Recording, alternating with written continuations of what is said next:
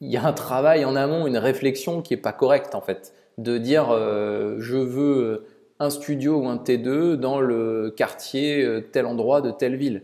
Ben oui, mais moi je veux qu'il me tombe 100 000 dollars là tout de suite du plafond. Ah, je vais les attendre un moment aussi, tu vois. Le process pour moi était relativement fluide. Et là maintenant, moi je me vois bien en faire d'autres à plus grande échelle sur le même type de produit.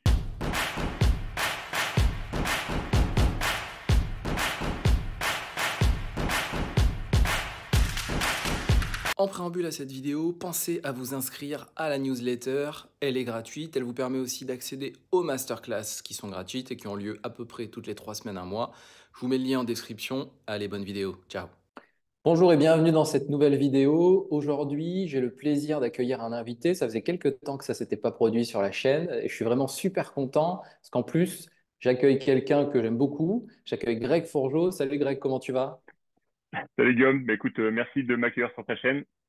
Avec grand plaisir, avec grand plaisir. Écoute, moi je suis vraiment très content de t'accueillir parce que du coup je te rends un petit peu l'appareil, alors à ma petite échelle parce que j'ai pas la même audience que toi, mais il y a un an, c'est pas fait exprès, mais c'est comme ça, m'avais invité à partager sur les enchères sur ta chaîne. Donc on avait fait le tour un petit peu de la procédure, etc. Et aujourd'hui, le fait est que toi-même tu as avancé dans les enchères. Et l'idée de cette vidéo, bah, c'est que tu nous partages un petit peu ton expérience sur cette année qui s'est écoulée, puisqu'il y a un an, quand on a échangé sur ta chaîne, tu partais de zéro. Aujourd'hui, tu as fait quand même pas mal de choses. Donc l'idée, c'est de partager tout ça, comment tu as démarré, et puis ton expérience sur cette année, présenter ça aux gens qui nous suivent. Est-ce que dans un premier temps, tu peux te présenter, s'il te plaît? Ouais, écoute, ben, je m'appelle Grégoire Fourgeot, comme tu l'as dit, j'ai 37 ans, je suis marié, deux enfants, salarié dans le transport à l'heure où on tourne cette vidéo. J'ai investi dans l'immobilier depuis pas mal d'années, j'ai fait l'immeuble de rapport, j'ai fait la découpe en tant que marchand de biens. Euh, et puis en fait, je me suis intéressé à la stratégie d'enchères pour plusieurs raisons. Euh, C'était quelque chose d'un peu mystérieux à la base, parce que tout le monde disait les enchères, on peut se faire de bonnes affaires, mais en fait, c'était un peu une arlésienne pour moi, quoi. Ben, tout le monde en parle, mais en fait, personne n'a jamais fait ça. Donc, j'ai commencé un peu à me renseigner. Alors, de mémoire, je crois que tu es venu à Bordeaux. Je crois que c'était quelques mois avant. Tu avais fait peut-être une intervention, je crois, à Bordeaux. Au mois de mars, je Euh, suis venu pour l'inauguration, pour la soirée de lancement de mon livre, mi-mars oui. 2023. Et j'ai vu passer ça et j'ai dit, tiens, il y a quelqu'un qui fait un livre sur les enchères. J'ai dit, tiens, mais ça a éveillé ma curiosité. Et je crois que c'est parti de là, en fait. Je crois que la mèche a Ok, commencé à se consumer à ce moment-là. Et d'accord. Bien. donc, du coup, ben, j'ai vu que tu avais fait un livre. Donc, je me suis procuré le livre, qui est excellent d'ailleurs. Je recommande à tous. Alors, c'est un peu flouté, je suis désolé. Merci beaucoup. Qui est très bien, qui est très accessible pour quelques euros. Donc, faut vraiment pas s'en priver. Et j'ai commencé à lire et je me suis dit, tiens, mais les enchères, c'est quand même quelque chose d'assez intéressant. Et puis, je me suis vite rendu compte que c'était pas si inaccessible que ça. C'est pas réservé à une élite ou à des espèces de gourous ou de gens surentraînés. En fait, pas du tout. On pouvait vraiment se former et pouvoir enchérir. Donc, ça a démarré comme ça. Bon, super. Ouais, donc toi, tu as fait avec le livre, et le livre t'a Ouais, suffi pour démarrer, pour te sentir prêt et pour aller faire tes premières enchères finalement. voilà, c'est ça. Sachant qu'en plus aux enchères, c'est vraiment très intéressant parce que il y a quand même beaucoup de produits disponibles. Quand je dis produits, c'est type de biens disponibles. Donc il y a vraiment pour tous les budgets, il y a vraiment Mm. pour tout type. Il y a de l'immeuble, il y a de la maison individuelle, il y a du terrain, il y a du commerce. Donc il y a quand même pas mal de choses intéressantes. Et grâce au livre, bah, ça a permis un peu de défricher un peu le terrain, d'avoir les premières bases, d'avoir les premières connaissances nécessaires pour justement se sentir à l'aise, quoi, parce que c'est un monde particulier, on va peut-être en parler peut-être un peu après, parce que c'est pas quand on achète aux enchères, c'est pas une acquisition classique, quoi. C'est pas une acquisition d'un bien immobilier standard, quoi. Oui, voilà, il y a des spécificités évidemment à l'entrée, pendant le processus et puis à la sortie aussi pour la vente. Il y a des choses à mettre en place pour que ça se passe bien et qu'il se passe un peu différemment du marché traditionnel. Le tout, c'est de le savoir, de l'anticiper, puis de s'organiser en conséquence. Et du coup, donc toi, tu n'étais pas novice dans l'immobilier parce que j'ai de plus en plus de gens qui me contactent, qui n'ont pas encore investi, mais qui s'intéressent aux enchères parce que c'est l'appel de la belle affaire, c'est souvent les mises à prix qui leur vendent un petit peu du rêve. Et elles se disent, tiens, si je peux toucher le bien à ce prix-là ou limite au-dessus, c'est quand même super intéressant. Le fait est que, bon, c'est important de le rappeler, les mises à prix des biens, elles sont décorrélées de la valeur réelle des biens vendus. Et très souvent, il y a quand même un gros gap entre la mise à prix et le prix de vente. Ce n'est pas toujours le cas, mais dans la majorité des cas, c'est ça. Donc la mise à prix, elle ne veut rien dire. Donc toi, quand tu as démarré, pour revenir quand même un petit peu plus en détail sur ton parcours immobilier, tu avais déjà investi en tant qu'investisseur, on va dire d'un point de vue patrimonial, et tu avais fait aussi une ou deux opérations de marchand de biens sur le marché traditionnel avant de te dire, tiens, il y a peut-être quelque chose à faire sur les enchères. Ouais, c'est ça. Alors moi, j'ai déjà un petit peu d'expérience, comme je t'ai dit, j'ai déjà fait ma résidence principale, donc déjà en 2017. Après, on a fait des immeubles de rapport avec ma conjointe, qu'on a rénové, qu'on a mis en location. Donc ouais, déjà, j'avais déjà une expérience achat, travaux, mise en location, tout ça. Donc j'avais déjà une première expérience dans l'immobilier. Après, j'ai fait la découpe d'immeubles aussi en tant que marchand, demande préalable, mise en copropriété. Donc j'ai déjà fait tous ces trucs-là. Donc j'avais déjà un petit peu plus de d'appétence au. Enfin, ça me dérangeait pas d'aller sur des terrains, comment dire, je sais pas comment expliquer ça, mais des terrains où en fait, ça me dérange pas d'aller vers l'inconnu, quoi. Donc encore une fois, le process c'est toujours le même. Hein, je crois qu'on le répète beaucoup sur les internet, c'est se former, se former, se former. C'est-à-dire avant d'attaquer ou de commencer à songer. Là, on parle aujourd'hui, on parle d'enchères, mais c'est valable sur n'importe quoi. Il faut déjà commencer à acquérir certaines connaissances, acquérir des bases pour justement pouvoir aller enchérir. Là, tout à l'heure, tu parlais de débutants. Euh, Débuter par les enchères, je pense que c'est totalement possible, hein, et ça pose pas de problème. Il faut juste être au fait de, ben voilà, quand on achète à la barre du tribunal, ben voilà, on va peut-être en parler aussi après, mais c'est pas une vente traditionnelle. On peut pas sortir. C'est-à-dire que quand on est adjudicataire, quand on remporte l'enchère, il faut qu'on trouve les fonds. Donc on a 2 mois pour trouver les fonds. Donc c'est pas tout à fait pareil que envoyer 2 refus de prêt et dire à l'agent immobilier merci au revoir, quoi. Donc ça, il faut le prendre quand même dans l'équation. Tu parlais du prix de base. C'est vrai que ça monte dans les enchères. Il y a de la concurrence parce que vous doutez bien que si les prix sont alléchants, il y a d'autres personnes qui sont comme vous, enfin ceux qui nous regardent, hein, qui sont comme vous, qui ont envie de se dire, ben voilà, là j'ai des prix d'acquisition qui sont relativement intéressants. Sauf que tu viens de le dire, je vous le redis aussi, les prix, les mises à prix ne sont pas les prix de vente. Donc voilà, c'est des choses qui sont quand même différentes. Donc tout ça, c'est à prendre en ligne de compte.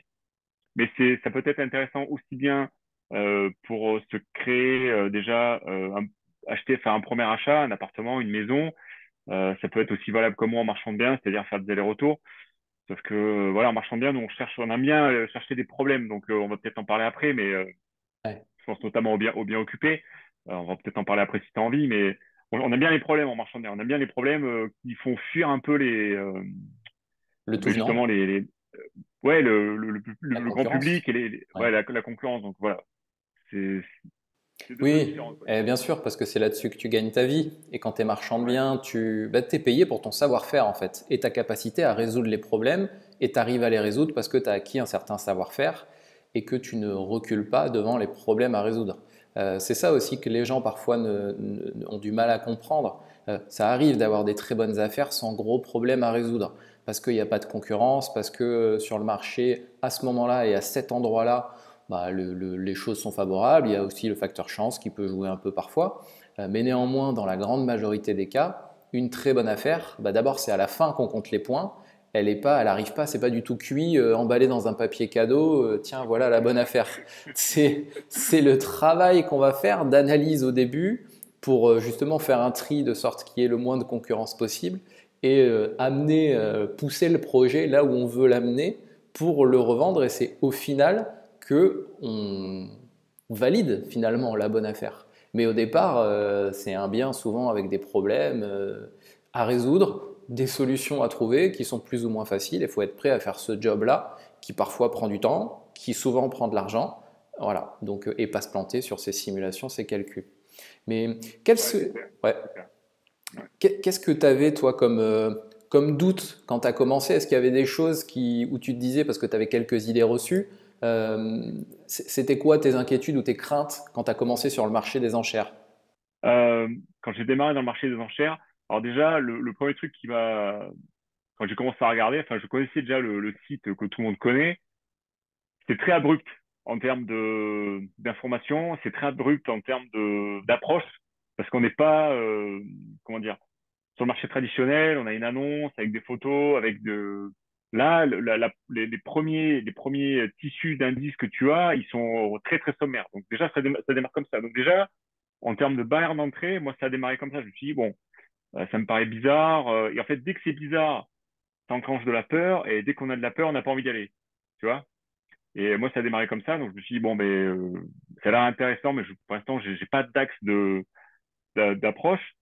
Et Ouais. après, c'est vrai qu'avec avec la connaissance, ça a permis de débrousser le terrain et du coup de se dire, bon, ben, en fait, c'est pas si compliqué que ça. Et après, on prend l'habitude des documents que les avocats nous envoient et ça va, c'est beaucoup plus, c'est même limite, maintenant, je trouve ça plus agréable de recevoir les documents des avocats que de le lire des annonces sur Bon Coin. Alors, ça va me paraître totalement paradoxal, mais c'est relativement, enfin, quand on contacte les avocats, les documents qu'on reçoit sont relativement bien documentés, enfin, en règle générale, quoi. Oui, et puis il y a ce que j'ai l'habitude de dire, et je suis content que tu en parles parce que ça vient de toi et pas de moi, c'est que il y a quand même un immense avantage, c'est que déjà avant la visite, tu as énormément d'infos, tu as pratiquement déjà visité le bien avant même de t'être déplacé, avec le PV de description, le cahier des conditions de vente, etc., quand tu as demandé les infos et les documents à l'avocat, ou que tu les as téléchargés en ligne, parce que ça arrive aussi que ce soit dispo en ligne. Et c'est pas biaisé par un vendeur qui veut mettre en avant uniquement les avantages du bien et au contraire masquer les points noirs, ou un agent immobilier qui a tendance à faire pareil parce que son job, évidemment, bah, c'est de vendre le bien. Là, c'est des professionnels du droit, donc eux, même souvent, il y en a qui n'aiment pas ça, qui n'ont aucune appétence pour l'immobilier et tout ça, et d'ailleurs, ça se voit dans la rédaction des PV de description. Des fois, c'est vraiment extrêmement sommaire et il y a le strict minimum, c'est vraiment très peu lisible, très mal présenté, les photos sont dégueulasses, il n'y a pas d'autre mot. Et c'est vraiment, allez vas-y, je t'ai mis ça, j'ai fait l'acte parce qu'il fallait que je le fasse pour la procédure, mais ça s'arrête là. Donc ouais, c'est pas biaisé en fait. C'est livré neutre, avec la barrière à l'entrée que tu donnais, qui est que bah, ça surprend parce qu'on n'a pas l'habitude. Ouais. Ouais, mais c'est intéressant, c'est notre approche, quoi. C'est notre lecture d'immobilier, quoi. C'est-à-dire on cherche pas du tout au même endroit que cherche Monsieur Tout le Monde. Euh, c'est vrai que les enchères, ça a ce côté, on reçoit des documents. Alors au début, ça peut paraître un peu, il y a déjà on appelle ça le PVD, le procès verbal descriptif. Il y a d'autres documents aussi qu'on reçoit et des fois, ben, il y a un peu de jargon juridique qui peut faire un peu peur aussi un début. Donc je pense que quand on débute dans l'immobilier, je pense que c'est bien de se faire accompagner, au moins en discuter avec des gens, ben, comme toi et moi, qui ont déjà acheté aux enchères, qui ont déjà un peu de recul pour essayer de débrousser le terrain, parce qu'en fait, dans le cahier des charges, souvent, il y a tout un tas de termes juridiques dessous qui peuvent faire peur, quoi. Il y a 10 ou 15 pages où on nous explique bien noir sur blanc que vous achetez en l'état, qu'il n'y a pas de possibilité de se retourner. Donc, ça peut aussi, quand on reçoit les documents dans un second temps, ça peut aussi rebuter les débutants parce que, voilà, il y a quand même cet aspect juridique où, en fait, on est face à l'administration française et c'est pas commun, quoi. C'est pas du tout commun, quoi. Ouais, c'est la deuxième barrière à l'entrée, c'est que tu reçois des documents qui font 20, 30, parfois jusqu'à 40 pages, et Ouais. tu te dis, punaise, mais par où je commence, par quel bout je le prends?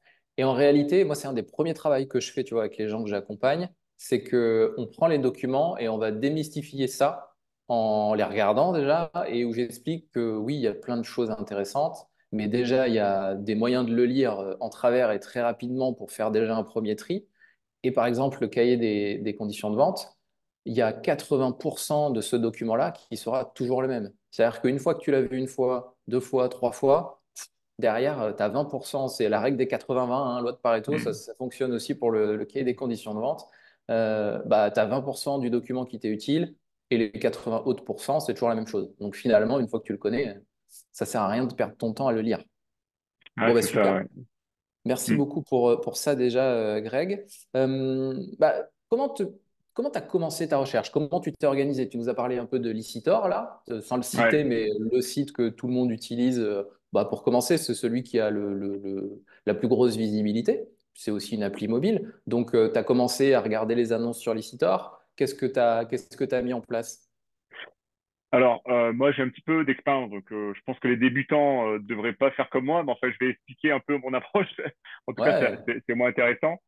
Euh, Moi, je suis parti d'un constat très simple, c'est que sur Licitor, on a la possibilité aussi de regarder les résultats d'enchères. Donc, j'ai commencé à regarder un peu ben, à quel prix partait tel type de bien. Donc, j'ai commencé un peu à me renseigner.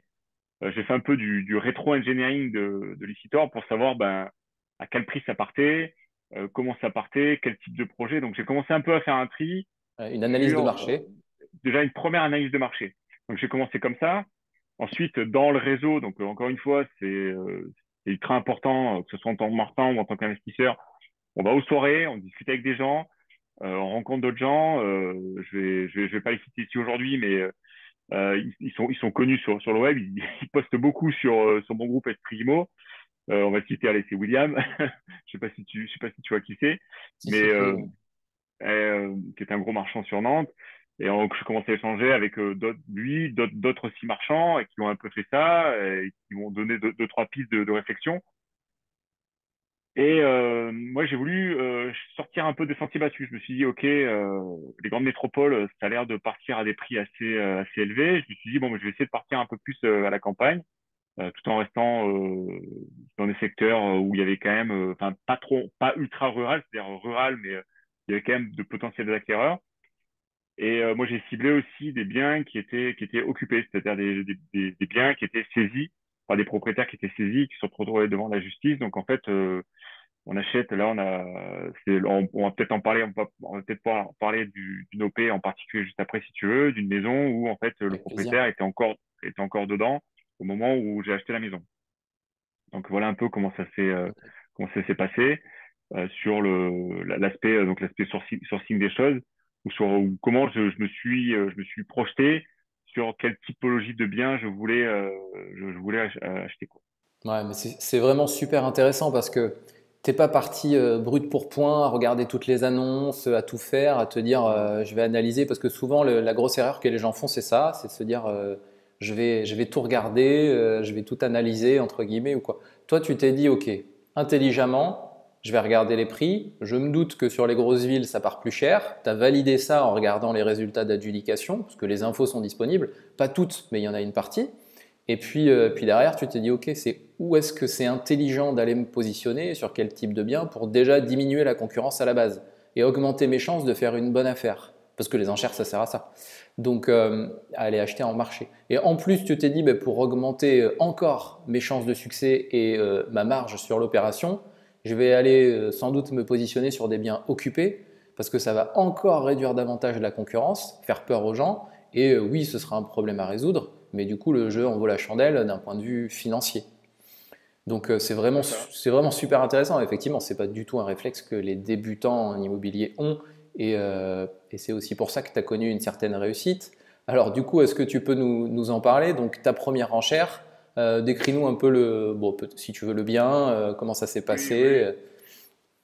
Euh, donc du coup, bah en fait, on commence toujours par contacter les avocats. Ça commence toujours comme ça. On reçoit le procès-verbal, on analyse le bien. Là, j'avais remarqué qu'en fait, ce bien-là était quand même relativement récent. C'était une maison qui avait moins d'une dizaine d'années, qui n'était pas tout à fait finie. C'était un artisan qui avait fait faillite.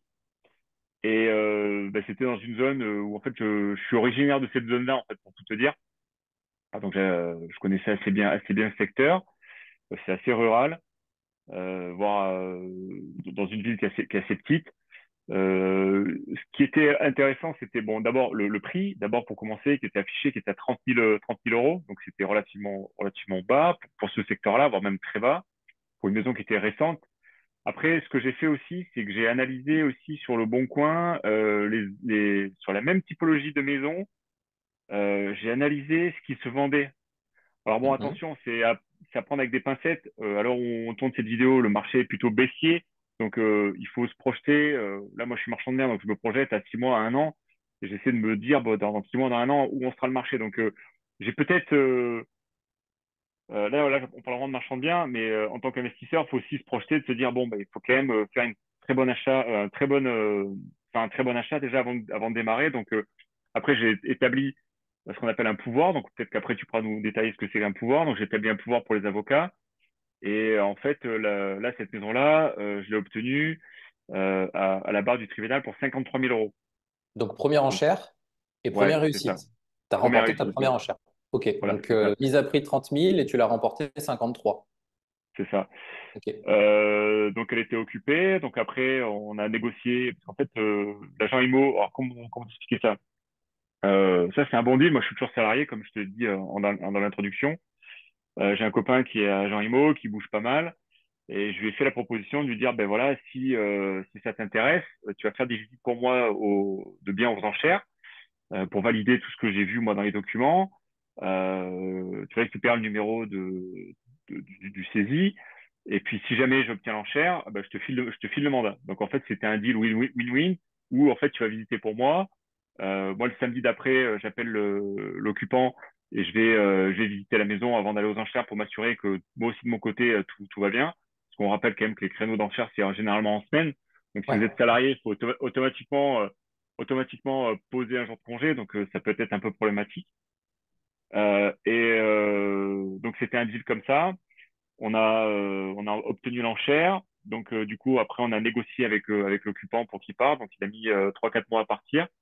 On a dû un peu comment dire gentiment lui graisser la patte pour qu'il puisse quitter les lieux en bonne et due forme. Ouais, toi, tu as pris le Et après parti voilà, de jouer le côté humain, bonne intelligence, de dire de toute ouais façon, si je lui mets trop la pression et que j'engage une procédure, ça va durer plus longtemps parce qu'il faut le temps d'obtenir la ouais décision de justice, le titre pour ouais pouvoir l'expulser. La procédure, s'il fait traîner, ça peut durer 6 mois ou un an. Tu t'es dit, on reste en très bons termes, on lui donne un petit peu d'argent pour le motiver à partir et il va partir comme ça. c'est ça. Et donc là on a quand même contacté les huissiers pour lui envoyer les courriers qui vont bien. Hmm.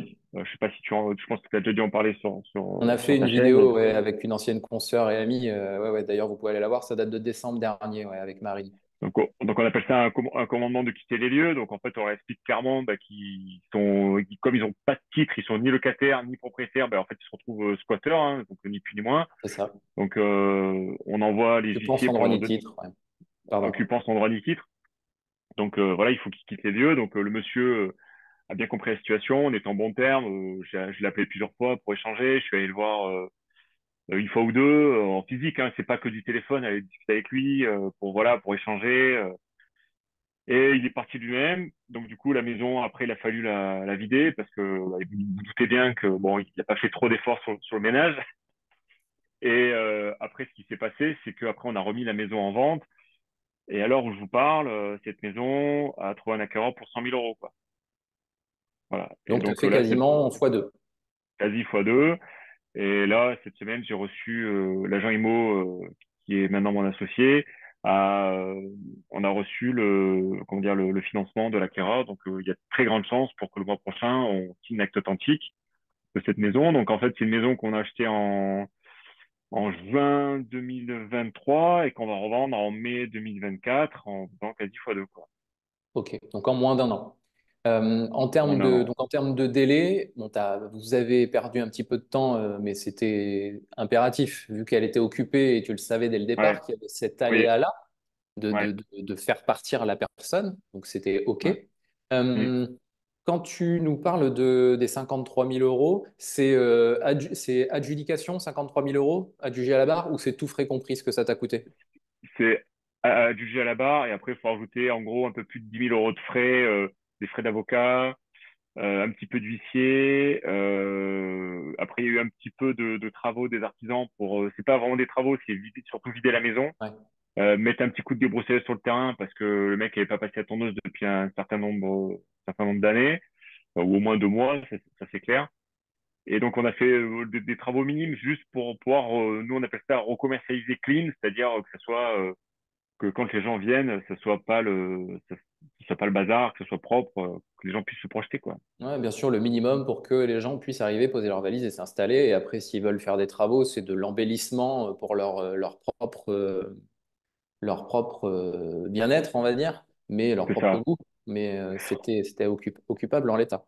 Voilà, c'est ça. Et puis après, les marchands de biens, en général, nous, on essaie d'éviter les travaux de seconde œuvre au maximum, quoi. On essaie même d'éviter les travaux tout court, quoi. Si on peut faire ce genre d'opération là, moi, toi, tu te doutes bien que je vais recommencer ce genre d'opération parce qu'en fait, on a fait très, très peu de travaux. En termes de temps, ça m'a pas pris tant de temps que ça, que ce soit au niveau du sourcing, au niveau de, voilà, aller au tribunal une fois, après, discuter une fois ou deux avec la personne, après laisser l'agent immobilier faire les visites, quelques mails avec les notaires. Donc, en fait, le process était, pour moi, était relativement fluide. Et là, maintenant, moi, je me vois bien en faire d'autres à plus grande échelle sur le même type de produit. Donc, c'est vrai que si vous êtes débutant et que vous m'écoutez parler alors où on se parle, ben, c'est sûr que vous n'avez peut-être pas envie d'acheter dans des zones rurales et occupées. Donc, bon, je suis peut-être pas le meilleur exemple pour ça, mais au moins, vous savez que, ben, si vous avez peur, moi, j'ai pas peur et que du coup, ben, voilà, l'expérience fait que, ben, on peut faire de bonnes affaires, quoi. Oui, et puis tu sais, pas être prêt à sortir des centres-villes, etc. Bon, pourquoi pas, hein, c'est un positionnement personnel, individuel, mais à un moment donné, si on veut du résultat, déjà ça passe souvent par sortir des sentiers battus, et ça c'est vrai dans tout, mais c'est aussi bah, se bouger, tenter des choses, et puis la bonne affaire en centre-ville, en placement premium, etc. Bah, elle n'existe pas. Il n'y aura jamais de bonne affaire, ou quasiment jamais. Donc tu vas Oui, l'attendre, enfin, vous allez l'attendre des mois, des années, et vous allez finir comme beaucoup de gens que je vois sur les réseaux sociaux à dire Pff, les enchères, ça sert à rien, il y avait des bonnes affaires il y a 20 ans, maintenant il y a trop de monde, c'est pas intéressant, etc. Mais oui, mais il y a un travail en amont, une réflexion qui est pas correcte en fait, de dire je veux un studio ou un T2 dans le quartier tel endroit de telle ville. Ben oui, mais moi, je veux qu'il me tombe 100 000 $ là tout de suite du plafond. Ah, je vais les attendre un moment aussi, tu vois. ouais, moi j'appelle ça le piège des petits prix, c'est-à-dire que j'ai vu beaucoup ça aux enchères, des studios vides, bien placés dans des grandes villes à des prix vraiment Mm. attractifs, et on voit que ben sur les sites d'enchères, tout le monde a ce type de produit en favori. Bien sûr, Donc déjà moi quand je vois qu'il y a déjà beaucoup de gens qui mettent ce type de produit en favori, moi j'ai pas envie d'y aller. c'est un Alors, vous allez me indice. dire, mais je comprends pas. Mais en fait, si, c'est très compréhensible. C'est-à-dire on va parler concrètement. J'ai souvenir de studios dans Bordeaux à des prix qui étaient super intéressants, qui étaient vides, pas occupés. Mais en fait, il y a votre valeur ajoutée quand vous êtes investisseur ou marchand, c'est de sortir un peu des sentiers battus et c'est d'aller soit se coltiner les travaux quand c'est le cas, quand on fait du locatif, ou nous en tant que marchand, c'est d'aller sur des biens plutôt occupés parce que ça va être là où vous allez avoir une plus-value. Ce qui est intéressant, c'est la valeur ajoutée. La valeur ajoutée, c'est là où on dégage du bénéfice. Mm. Si c'est trop facile, il n'y a pas de valeur ajoutée. Il n'y a pas de valeur ajoutée, il n'y a pas de bénéfice. Donc, pour moi, ça reste, l'équation elle reste comme ça. Et les petits prix, j'en ai vu passer encore il n'y a pas longtemps dans des studios qui passaient à 5 000 € ou 10 000 €, quoi. Mais là, je mets ma main à parier que le jour de l'audience, il va y avoir 50 personnes avec 50 avocats. La salle d'audience va être remplie et tout le monde va vouloir enchérir, quoi. Pour moi, c'est là, moi, j'y vais même pas, quoi. Je fuis ce genre de situation. Ouais, bien sûr. Ben, aller sur des petits prix, c'est envisageable. Par contre, pas des emplacements premium, pas les grandes villes sur lesquelles tout le Oui, monde va. C'est possible sur du quartier résidentiel avec du bien moyenne gamme, on va dire, ou bas de gamme, ou sortir un peu de l'agglo et aller sur les communes autour. Là, il y a des choses intéressantes à faire parce que déjà, il y a des gens, c'est pas dans leur wish list. Et c'est ce que tu disais, c'est pas dans leur favori. mm, Ils vont pas les mettre dedans, ils vont l'exclure parce que déjà, c'est pas à l'emplacement qu'ils veulent. Et puis ensuite, mm. bah, le fait que ce soit moyen, bah, c'est moyen, donc ça donne moins envie. Mais du coup, ça dépend de ce qu'on veut en fait. Tout dépend de ce qu'on veut. Si on veut acheter l'emplacement premium, le bien premium, nickel, sans problème, bon bah quel est l'intérêt d'aller aux enchères? Enfin, si tu y vas, mais si Ouais, vraiment nous, ce bien-là, tu le trouves pas ailleurs. voilà, quand on fait de l'immobilier, on le sait, là, tout à l'heure, quand on est investisseur, on marchand de biens. Quand on est investisseur, on cherche plutôt des produits avec des travaux. Quand on est marchand de biens, on va chercher des produits où il y a des problématiques à résoudre. Et comme tu le dis, voilà, des maisons toutes neuves, des magnifiques immeubles haussmanniens dans Paris, nous, c'est pas ça qui nous intéresse, quoi. Une maison neuve avec le Picasso garé devant, le barbecue et l'abonnement du Sud-Ouest prêt sur la table. Non, non, ça, c'est pas ça qu'on achète, quoi. Nous, on achète des problèmes. Et, mais on achète des problèmes qui sont à la mesure de ce qu'on peut résoudre aussi. On n'est pas totalement suicidaire, quoi. On n'est pas non plus totalement inconscient. Je vais te raconter une anecdote là aux enchères que je trouve intéressante. Parfois, on tombe sur des personnages, là on parle de l'occupation, qui sont, on va dire, qui se laissent vraiment vivre, mais genre beaucoup, quoi. Genre beaucoup, beaucoup, quoi. Genre la maison est vraiment très encombrée, la personne est âgée, il n'y a pas de travail. Voilà, c'est compliqué. J'ai fait une visite aussi, j'ai souvenir aussi d'avoir fait une visite pas très loin de Bordeaux, d'une maison où la dame était handicapée, elle travaillait pas, elle avait trois enfants à charge. Là, ça devenait trop compliqué, quoi. Je veux dire, ça pourrait valoir le coup pour quelqu'un qui a des liquidités à bloquer pendant peut-être plusieurs années, peut-être, potentiellement, mais il faut aussi comment dire, acheter des problèmes qu'on peut résoudre à notre échelle. Alors là, si c'est des débutants qui nous regardent, ben, on parle de montant, d'acquisition, on peut parler d'occupation. Après, il faut discuter avec les gens, hein. Quand on fait la visite le Bien jour de sûr, l'enchère, on peut discuter avec l'occupant, partie du discuter job. de son profil, est-ce qu'il travaille, est-ce qu'il a un CDI, pas de CDI, où c'est qu'il en est de sa situation, est-ce qu'il a toute sa tête, est-ce qu'il est conscient de la situation. Voilà, il faut essayer de brosser un peu le profil de l'occupant et voir s'il y a possibilité, à votre échelle, de résoudre ce problème-là. Est-ce qu'il est à l'écoute?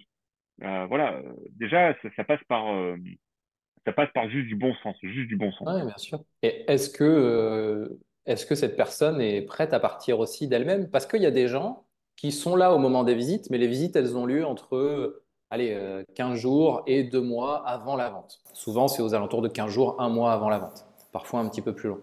Il y a des gens qui sont là au moment des visites, qui ne seront plus là au moment de la vente, qui vont partir dans les jours qui précèdent, parce qu'ils n'ont pas envie de subir ce processus d'expulsion. Ils ne sont pas de mauvaise foi. C'est juste que bah, pour l'instant, ils attendent un peu la dernière limite, la dernière extrémité pour partir. Bon, parce que c'est comme ça, malgré tout, ça reste chez eux et c'est un moment, une épreuve difficile à vivre de vie. Mais c'est arrivé à quelqu'un que j'accompagne là, il y a quelques semaines. Tout le dossier s'est fait avec un bien occupé, donc ça apparaissait dans tous les documents, dont déjà moins de gens intéressés, moins de gens en visite. Aux visites, l'occupant était là.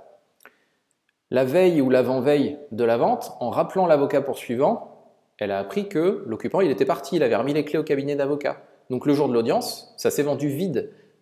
Il était indiqué qu'il était occupé partout, mais finalement, la personne était partie. Alors évidemment, elle n'a pas fait le ménage, il avait laissé quelques meubles, etc. Mais c'était vraiment minime. Et du coup, elle s'est positionnée sur le bien, et là, elle est en train de le revendre, elle fait une plus-value brute de quasiment 40%. Donc, et je parle de la plus-value 40%, c'est tout frais compris, hein, c'est pas uniquement sur le montant de l'adjudication. Donc, c'est du travail. Et à chaque fois, quand on est prêt à faire un peu plus que la concurrence, à aller glaner un peu plus d'infos, bah, nécessairement, on augmente ses chances d'aller vers quelque chose de bien. Et puis parfois, avec le petit facteur chance qui va faire aussi la diff et que ça va être encore plus.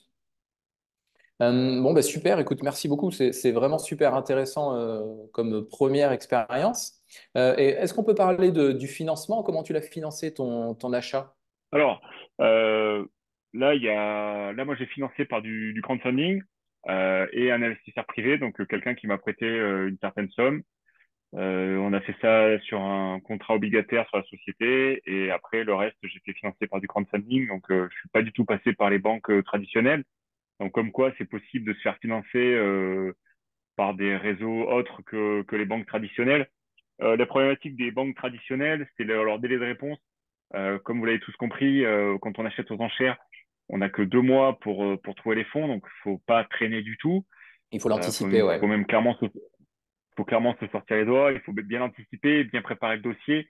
Alors c'est différent en tant que marchand de biens ou en tant qu'investisseur. Voilà. C'est pas du tout les mêmes approches. Là, je parle vraiment en tant que marchand de biens. Moi, j'ai acheté avec ma SAS, donc j'ai pas acheté en nom propre. Donc sur la SAS, on peut faire on peut passer par d'autres typologies, notamment le crowdfunding, qui est super intéressant. Alors, c'est un coût le crowdfunding, hein, c'est pas gratuit. C'est Mais comme un ceci prêt à la dit, banque. ça permet au moins, ouais, mais ça permet au moins d'avoir des fonds débloqués assez rapidement, d'avoir un oui ou un non assez rapidement, et des traitements de dossiers qui sont quand même beaucoup plus courts que la banque, quoi. Donc ça, c'est très intéressant. Donc ouais, je pense que je vais recommencer ce type de stratégie. Alors c'est sûr que ça rogne un peu sur la marge, mais la question que je vous pose à tous, c'est est-ce que vous préférez pas prendre un bout de gâteau que zéro de zéro? Donc voilà. C'est ça. Et au final, ça t'a permis de mener ton projet avec l'esprit tranquille parce que tu as eu ton financement relativement rapidement. Qu'est-ce qu'ils ont pris comme Ouais. garantie, la plateforme de crowdfunding, sur le financement qu'ils t'ont apporté? Ils sont en hypothèque premier rang déjà. Ok. Donc ça aussi, c'est quelque chose qu'on peut dire, c'est que Quand on achète aux enchères, ça purge les hypothèques. Donc, c'est-à-dire que les créanciers qui ont souvent voulu prendre une hypothèque pour se payer, je pense notamment aux impôts ou ça peut être une banque ou ainsi de suite. En fait, les hypothèques C'est la sont banque qui a totalement prêté radiées. souvent, ouais, c'est ça. Ouais.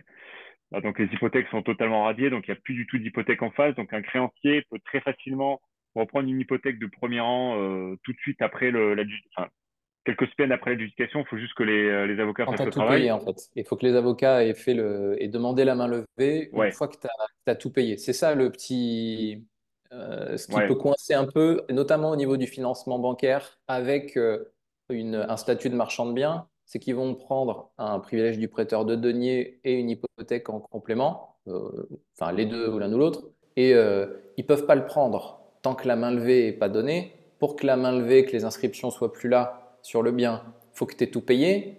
Mais du coup, pour payer, il te faut le financement de la banque. Donc des fois, c'est ce montage-là qui est un peu compliqué en marchand de biens au niveau des enchères. Mais ça se solutionne et la preuve. Oui, oui, oui, oui. Donc ça se fait. Donc bon, et après, voilà, l'autre aspect aussi qui est intéressant, c'est sortir de sa zone de confort, c'est se dire ben voilà que c'est possible, que moi je l'ai fait, Guillaume l'a fait, il y en a d'autres qui l'ont fait. Encore une fois, aller aux soirées, aller à la rencontre d'autres gens qui l'ont fait. Vous allez voir que c'est totalement possible. Il faut juste bien, comme on l'a dit, les enchères. Il y a beaucoup de travail en off, c'est-à-dire bien étudier les documents, après bosser sur l'aspect financier, bien faire une bonne visite. Donc je pense que Guillaume t'en parle déjà pas mal sur ta chaîne YouTube. Mais c'est des bases qu'il faut vraiment rappeler parce que on n'a rien sans rien. Il faut se bouger les fesses, il faut se lever de son siège. C'est pas que scroller sur Internet. Il faut aussi aller voir sur place ce qui se passe. Donc c'est possible. Donc voilà, moi je l'ai fait. Et puis je pense que je pense qu'on va, avec mon associé, je pense qu'on va recommencer l'expérience parce qu'il y a aussi un autre aspect. Là, on en parlait un petit peu en off, c'est le côté, ce côté sourcing. En marchand de biens, on a une problématique, c'est trouver des biens. C'est-à-dire qu'en fait, souvent, il faut faire appel au réseau. C'est-à-dire qu'il faut faire souvent des visites, aller voir les agents immobiliers. Ça prend beaucoup de temps. Ça prend beaucoup, beaucoup de temps. Trouver une pépite, ça peut prendre plusieurs mois. Là, aux enchères, on a déjà les biens qui sont sous le nez, entre guillemets. Et suivant le budget sur lequel on veut mettre, suivant le secteur, sur la typologie de produit, ben, ça nous fait, en tout cas, moi, ça me fait gagner du temps, quoi. Donc, je me suis dit, comme j'ai pour projet de rester salarié encore quelques temps, après, c'est mes projets perso, parce que je veux aussi emprunter en tant qu'investisseur. Et donc, sans CDI, c'est compliqué. Donc, il faut trouver des petites astuces, quoi. Comme tout à l'heure, je vous en ai donné une qui est intéressante, c'est proposer à une connaissance à vous qui est agent IMO, qui préfère des visites pour vous. Et en échange, vous fiez le mandat. Donc, voilà, il y a des systèmes comme ça à mettre en place. Et du coup, le sourcing, bah, du coup, bah, vous allez voir, vous allez passer beaucoup moins de temps parce que les biens que vous allez cibler, vous allez peut-être en cibler, je ne sais pas moi, entre ouais, 3, 4, 5. Et puis en fait, une fois que vous avez étudié tous les documents, ça va peut-être prendre, je sais pas, une heure ou deux par bien. Et vous voyez qu'en fait, en l'espace d'une semaine ou deux, voilà, vous allez pouvoir étudier un peu les biens qui vous intéressent. Et après, le temps d'aller au tribunal, voilà, ça prend pas énormément de temps, quoi. Ouais, mais c'est vrai que c'est un truc que je mets en avant moi aussi souvent, et là encore, je suis content que ce soit toi qui en parle, c'est que tout le monde est à égalité aux enchères. Et ça peut aller beaucoup plus vite quand on démarre, entre guillemets, de zéro, quand on n'a pas de réseau sur un secteur, on n'a pas besoin de se le créer en fait. C'est avoir une capacité d'analyse, de compréhension du marché, de savoir valoriser les biens. Il ne faut pas se planter aussi sur la valeur à la revente si on est sur une opération d'achat-revente. Évidemment, il faut un savoir-faire là-dessus aussi. Mais on peut tout faire soi-même. Et la grosse erreur, par contre, que font la plupart des gens qui commencent à se pencher sur les enchères, et d'ailleurs c'était l'objet de ma dernière ou avant-dernière vidéo sur la chaîne, je vous y renvoie, c'est que quand on démarre, on a tendance à être, c'est comme dans tout, comme quand on s'inscrit à la salle de sport, etc. On va se dire, tiens, au départ, je vais y mettre 8 heures par semaine, 8 heures par semaine sur les enchères, etc., être hyper positif, et je vais faire ça pendant un mois, et je vais arriver à quelque chose en un mois. La vérité, c'est que être trop optimiste sur ses propres capacités, ne pas être réaliste sur c'est quoi mon quotidien, comment je vais me dégager du temps pour faire ça, euh, bah, c'est très dur. Il faut savoir être réaliste avec ses possibilités et avec aussi psychologiquement qu'est-ce qu'on est capable de faire. Et aussi se dire que peut-être ça va prendre du temps. Là, Greg, tu nous as parlé. J'aime bien parce que tu expliques tout ça de façon ultra simple, tranquille. On a l'impression que c'est fluide et facile. Mais malgré tout, tout ce que tu as mis en place, c'est quand même hyper malin et hyper réfléchi. Tu as analysé le marché, tu as fait déjà tout un tri, tu as été sur un marché où il y a moins de concurrence, type de bien où il y a moins de concurrence, tu as été régler des problèmes que moins de monde pouvait régler, tu vois. Tu as été chercher un partenariat pour visiter les biens et pas toi-même t'essouffler à passer du temps, prendre des jours de congé et te dire oh, je peux pas. En fait, à chaque fois qu'il y a une difficulté, toi tu la dégages en disant bon, comment je peux faire et tout ça, tu l'as mis en place et c'est ça qui t'a permis d'y arriver et d'y arriver dès la première enchère. Tout le monde ne va pas remporter sa première enchère, ça ne peut pas arriver comme ça. Tu l'as fait pour deux raisons. La première, c'est que tu t'es très bien débrouillé sur l'analyse que tu as faite de tous les points qu'on vient de relever. Et deux, tu as eu aussi le, entre guillemets, hein, le petit coup de chance qui fait que tu étais là où il faut quand il faut. Et voilà, avec cette bonne capacité d'analyse surtout. 90 et 10% de chance parce qu'il n'y avait pas quelqu'un d'aussi malin que toi pour aller sur le même bien qui aurait pu faire monter un peu les enchères. Ouais, moi j'appelle ça la magie des enchères. Parce qu'en fait, la magie des enchères, je sais pas si t'en parles un peu sur ta chaîne, mais en gros, c'est vous allez donner un pouvoir à l'avocat. Donc le pouvoir à l'avocat, pour rappeler, c'est vous allez dire à l'avocat, je vous permets d'enchérir jusqu'à un certain montant. Et la magie des enchères, alors on va partir sur un exemple concret. Vous voyez un bien qui est affiché à 50 000, vous décidez d'enchérir jusqu'à 70, 80, 100 000, peu importe. Et en fait, le bien, finalement, il part à 65 000 ou 64 000, quoi. Et donc, du coup, vous vous dites, ben, c'est incroyable, parce que je m'étais mis une barre maximum, ou même à cette barre-là maximum, ben, je gagne encore de l'argent, que ce soit en locatif ou en marchand de biens, les deux. Et en fait, c'est parti en dessous de mes espérances, quoi. Donc, ça, c'est quand même cool aux enchères, parce que quand on met le stop, bah, si ça part au-dessus, bah, du coup, bah, tant pis, c'est quelqu'un d'autre qui remporte l'enchère, et nous, on passe à autre chose. Donc on perd juste quand même que 200 ou 300 euros du pouvoir, parce Honoraire que l'avocat en d'avocat. général il déplace pas trop les honoraires d'avocat, donc c'est pas gratuit non plus. Mais si on fait les comptes, si par exemple vous vous présentez à 4-5 biens, donc vous allez mettre 200 ou 300 euros de pouvoir aux avocats, et si vous en remportez une, vous faites une bonne affaire, bah, du coup ça va couvrir vos frais des autres enchères que vous avez faites. Ou ça se trouve, au bout de la troisième, vous allez remporter l'enchère. Donc du coup, vous aurez peut-être dépensé que, allez, deux fois 300 euros, donc 600 euros. C'est négligeable, quoi. C'est négligeable. Donc moi, je vois les choses un peu comme ça, quoi. À chaque fois que je vois un problème, je me dis comment je peux faire pour trouver la solution en face. Et en fait, si on est, je suis pas plus malin que les autres. Je cherche juste des solutions en face de problèmes. Donc voilà, le financement, j'ai trouvé la solution. Les visites, comme je vous l'ai dit, j'ai trouvé la solution. Et après, petit à petit, ben voilà, on avance, quoi. C'est comme ça qu'on avance, quoi. Il faut pas se dire, j'y arriverai pas. Il faut juste se dire, c'est quoi le problème? Comment je peux faire pour passer au-dessus? Et petit à petit, ben voilà, il faut commencer par des budgets assez modestes, présenter une fois, deux fois, trois fois, quatre fois, cinq fois. Il faut peut-être insister, suivant le budget que il faut peut-être insister. Là, on n'en a pas parlé en off, mais je peux te le dire là en direct. On en a raté deux là ces 2 derniers mois, des enchères. Bah, c'est parti un peu au-dessus du budget qu'on s'était fixé.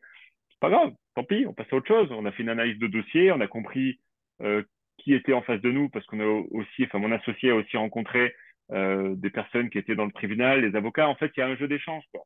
Donc voilà, on continue notre parcours. Donc voilà, tranquillement. Je pense que voilà.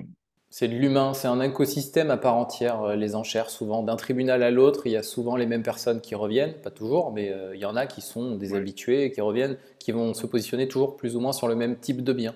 Donc effectivement, il faut apprendre à connaître aussi la concurrence et parfois se dire, je ne peux pas aller me positionner sur ces biens-là parce que dans mon enveloppe à moi, dans mon budget à moi, c'est pas bon, ce sera toujours pour lui ou pour elle. Et du coup, je vais aller ailleurs. Mais non, non, mais c'est bien. Et puis pour parler petit budget, tu l'as dit, commencer petit. euh, Moi, c'est ce que j'ai fait. Mon premier achat, ça m'a coûté, passer partout, tout frais compris, 21 500 euros. Alors c'était un studio. Pour le coup, c'était dans une ville, quartier résidentiel. J'avais fait mon travail aussi. Je l'ai acheté sans visiter. Il était loué. Et je l'ai revendu 6 mois plus tard pour 37 000 euros. Donc voilà, avec 70% de plus-value, tout frais compris.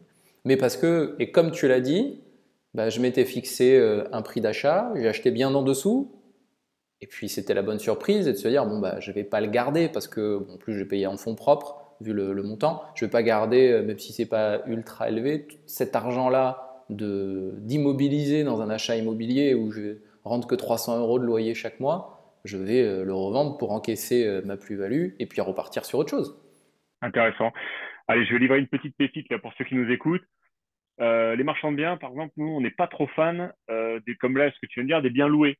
Parce que les biens loués, quand on achète un bien loué aux enchères, il y a une problématique, c'est qu'on n'a aucune garantie que le mec va partir.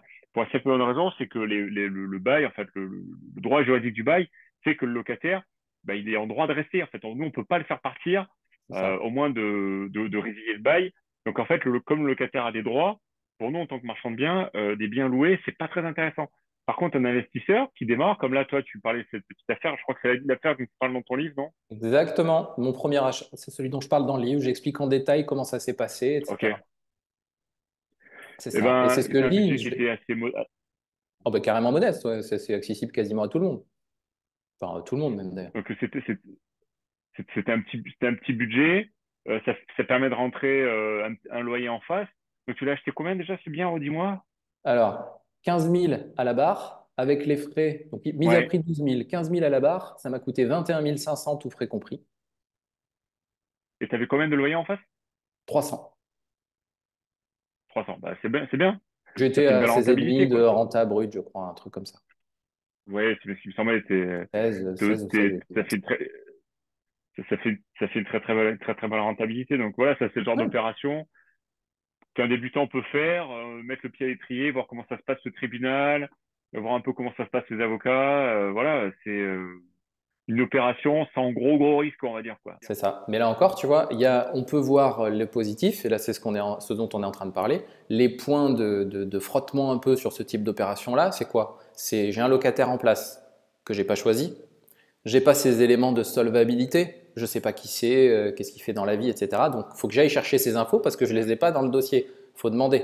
Il faut demander aussi est-ce que les loyers sont bien payés, sont bien à jour. Parce que si je me retrouve avec quelqu'un qui est dedans, qui est locataire, qui ne paie pas ses loyers, je vais devoir me l'expulser et me taper toute la procédure d'expulsion locative. Donc, ça peut vite virer au cauchemar l'histoire. Donc, il faut quand même faire un job. Tout n'est pas quand c'est loué, tu vois. C'est super parce qu'effectivement, ça écarte les marchands de biens, dans 90% des marchands de biens, sauf ceux qui aussi font de l'achat patrimonial. C'est un peu le cas de tous les marchands de biens aussi. Vous avez tous un peu votre. Je dis Ouais. vous parce que moi, je ne fais pas de marchand de biens, pas pour l'instant en tout cas.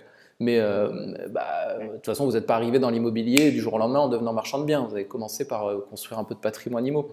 Donc, Ouais. voilà, il y a aussi des zones de flou, de crainte un peu, et il faut se les déconstruire en faisant le travail qui va bien pour aller chercher les infos, en faisant le travail que tout le monde ne fait pas, pour se rassurer, s'assurer que c'est payé, quel est le profil du locataire, comment ça va se passer derrière, etc., etc. Mais ouais, quand tu fais le bon Exactement. travail, comme toi tu l'as fait sur ton bien, derrière tu sais à quoi t'en tenir, et puis belle affaire.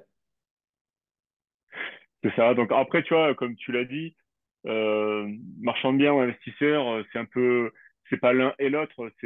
Enfin, c'est, c'est deux mondes différents. En fait, les approches sont pas du tout les mêmes. Il faut vraiment faire très très attention parce que les approches en marchand de biens sont pas les mêmes qu'en locatif. Donc là, quand j'ai dit que les marchands de biens essaient d'éviter les biens loués, parce qu'en contrepartie, bah, du coup, le locataire, il a des droits, donc c'est très compliqué. Donc, voilà, c'est des petits tips comme ça qu'on vous donne. Là, tout à l'heure, je parlais d'occupation qui peuvent intéresser plutôt des marchands de biens. Voilà, il y a aussi, par exemple, je vais passer des terrains. Donc, même des fois, on va passer des terrains constructibles. Je me rappelle là d'un bien Bien sûr. dans les Landes. Alors, je sais plus, je me rappelle plus du nom, mais c'était proche de Osgore. Je me souviens plus du nom du bled. Mais c'était un bien. Après, quand j'ai vu le résultat d'adjudication sur Licitor, je me suis dit, le mec a fait une bonne affaire, quoi. Le mec a fait une bonne affaire parce que le terrain était grand, c'était constructible. En plus, c'est marqué, en gros, sur Licitor, terrain constructible. Et à cet endroit-là, il suffit d'aller sur le bon coin et de taper la taille du terrain et de voir à peu près sur quelle typologie de prix on peut être. Et le mec, il peut facilement faire un x2 sur ce terrain-là, quoi.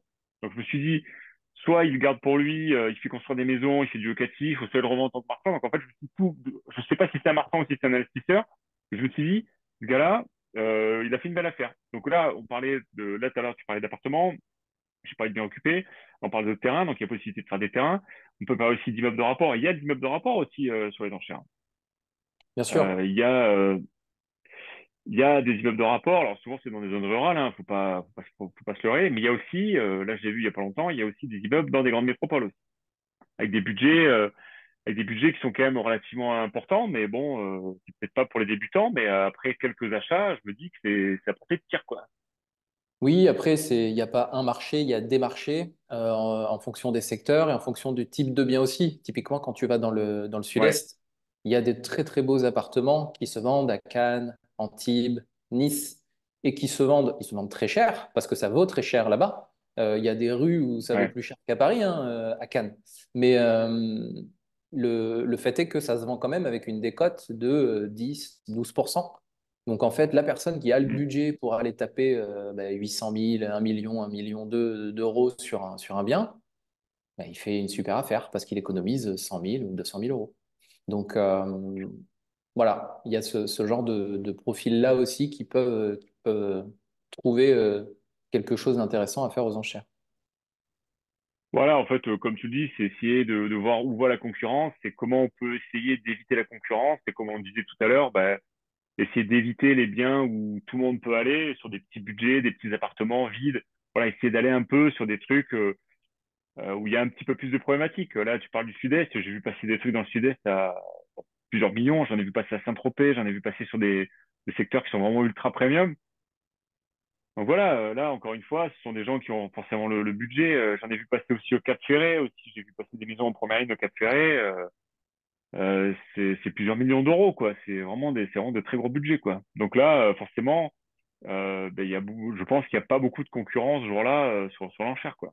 Non. Après, parfois, gros budget ne dit pas nécessairement bonne affaire. Il y en a qui se vendent au prix, très clairement, voire Ouais, même un peu au-dessus du marché, mais c'est aussi parce que c'est la rareté de ces ouais, biens qui fait que ça va se vendre cher. C'est aussi cohérent. Il y a peu de oui. biens à vendre sur ce secteur-là et sur ce type de bien-là. C'est aussi la raison pour laquelle ça se vend cher.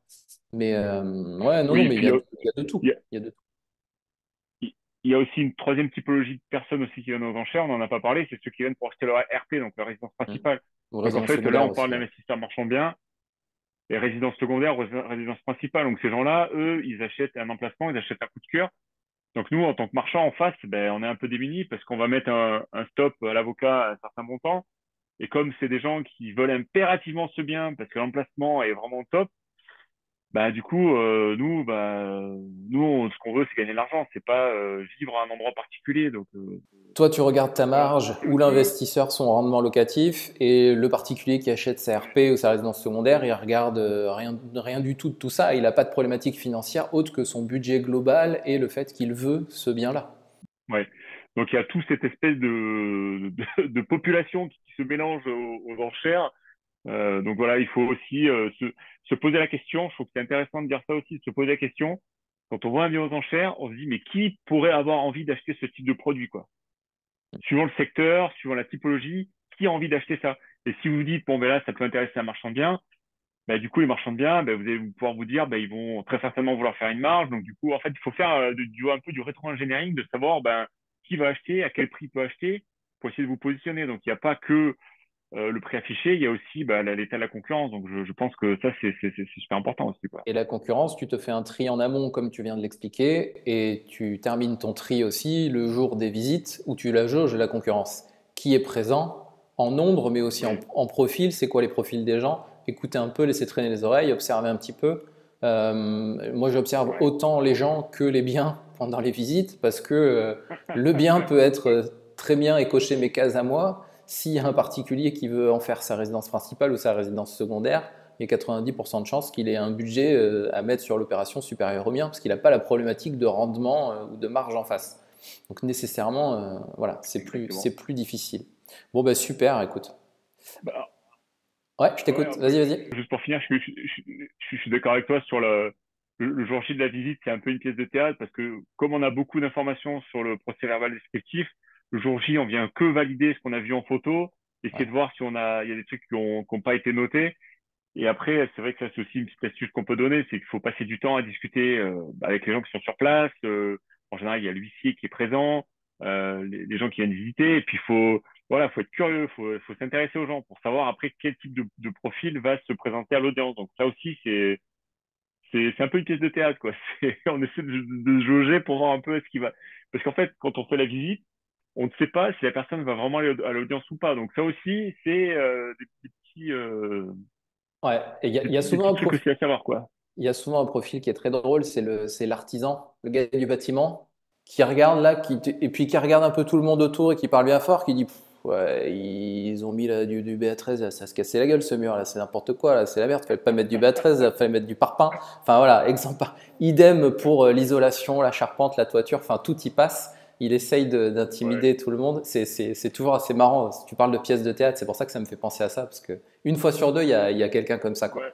Ouais, ou alors il peut y avoir des marchands de biens qui disent, oh, mais la maison est pourrie, là, regardez, ça va pas. Enfin, en Ouais, fait, voilà, pour essayer de faire peur un peu aux gens, pour dire, mais voilà, en fait, il y a plus de travaux que prévu. Enfin bon, c'est il y a des ça. petits, comment dire, ouais, c'est du théâtre, quoi. C'est vraiment du théâtre. Ouais, c'est de bonne guerre. c'est un monde particulier, C'est de bonne c'est une bonne guerre, guerre. c'est ça. Donc voilà un peu pour les enchères. Bon, super, Grégoire. Écoute, merci beaucoup. Est-ce que, avant de finir, tu peux nous donner, si tu avais un conseil ou deux, hein, des conseils à donner aux gens qui commencent aux enchères? Bon, tu l'as dit tout à l'heure, hein, c'est se former. Puis tu as donné quand même pas mal d'infos là dans la vidéo, mais si tu as autre chose que tu n'aurais pas dit et que tu aurais envie de partager pour terminer cette vidéo. Ah oui, oui, venez. Euh, un conseil que je peux donner, c'est essayer de trouver quelqu'un qui a déjà fait ça avant vous, quoi. C'est essayer de trouver quelqu'un qui a déjà acheté. Alors toi, je sais que tu fais du coaching, Guillaume, donc prenez peut-être un coaching avec Guillaume. Ça va peut-être vous aider. Si vous n'avez personne dans votre entourage ou si vous n'avez pas la grande chance, comme nous à Bordeaux, de faire des apéros toutes les semaines avec d'autres investisseurs, d'aller prendre peut-être un coaching avec Guillaume ou d'aller rencontrer quelqu'un qui a déjà fait ça, parce que c'est vrai que le livre, on va peut-être le remontrer, qui est là, qui est Lire le super livre aussi, intéressant. à Euh, moindre coût, ça permet quand même d'avoir accès à à beaucoup d'infos. ouais, si je peux donner un conseil, c'est essayer vraiment d'aller rencontrer quelqu'un qui a déjà fait ça, ça démystifie un peu plus les choses. Et puis après, peut-être qu'un conseil qu'on peut donner aussi, c'est d'aller déjà au tribunal ou au moins d'aller faire quelques visites dans le vide, c'est-à-dire même si c'est un bien qui sur le papier vous intéresse pas des masses, au moins discuter avec les huissiers, aller voir comment ça se passe sur place, le type de bien, ou même carrément aller voir au tribunal comment se passe une audience, quoi. Si vous avez Bien sûr. le temps pour le faire, ça peut commencer comme ça. Faut pas forcément se mettre trop la pression, quoi. Faut se laisser le temps, tranquillement. On met on étudie certains dossiers, on va tranquillement, peut-être, ouais, moi, c'est ça que je ferai au début, quoi. C'est-à-dire prendre peut-être un petit coaching avec toi pendant une heure, essayer de débroussailler le terrain, et puis ensuite aller au tribunal voir un peu comment ça se passe, faire peut-être une première visite et après commencer à élaborer une stratégie, ouais, tranquillement. Ouais. Bon, patience, patience et coaching. Venez, vous serez bien reçus, c'est promis. C'est ça. Non, blague à part, les gens qui ont bien aimé cette vidéo et qui ont envie de te retrouver, où est-ce qu'ils peuvent te retrouver? Bon, tu as ta chaîne YouTube qui porte ton nom, je crois. Ou Ouais, qu'est-ce qu'il y a d'autre? Le oui, groupe c'est ça. Facebook? Tu peux nous en dire un peu plus sur tout ça? Ouais, il y a le groupe, ouais, il y a le groupe Facebook Esprit Imo, où je partage un peu bah, quelques tips, des rencontres. C'est un groupe d'échange, donc on est presque 6000 à l'heure où on tourne cette vidéo, donc voilà, ça grossit gentiment. Je partage aussi des soirées qu'on fait à Bordeaux avec Seb Laroudi, qui fait partie du groupe World Business et Immobilier, donc là aussi c'est les groupes bordelais, ça.